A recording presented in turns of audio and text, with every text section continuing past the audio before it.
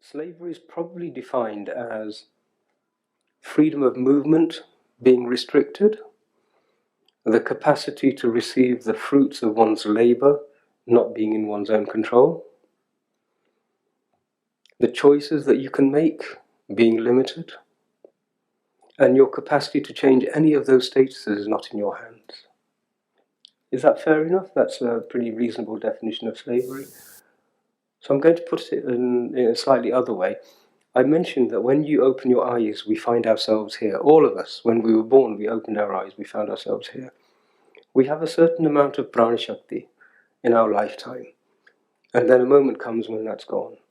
And we use that prana shakti for our journey and to benefit those who we actually are close to and who we feel for.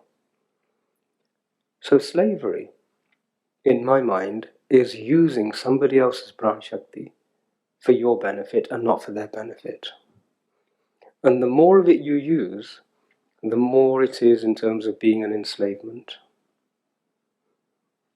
Now there's an interesting point here, in that slavery we all think is locking people up at night.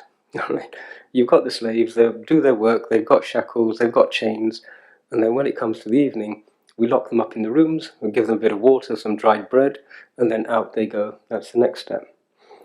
But there was a statement made by a German philosopher, von Goethe, which is one of my very dear statements. I use it to remind myself all the time. And in that statement he said, "None are so enslaved as those who falsely believe themselves to be free."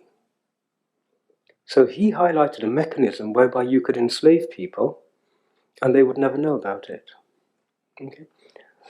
And if you have got Kam and Arth as your driving goals, you can multiply the amount of Kam and Arth you get by stealing the efforts and the labor and the produce of other people. If you just do a normal 9 to 5 days worth of work in a shop somewhere, you're not going to save up to get a Ferrari or a Lamborghini. But if you can get 100 people working, then you can take a little bit of each and every one of them, their contribution, and you can get more Kam and more Arth. If you do it without them even knowing, that would really appeal to somebody whose civilizational value is as much Kam and Arth as possible, because they'd also get a thrill from the fact that they're deceiving everybody else and nobody knows what's going on.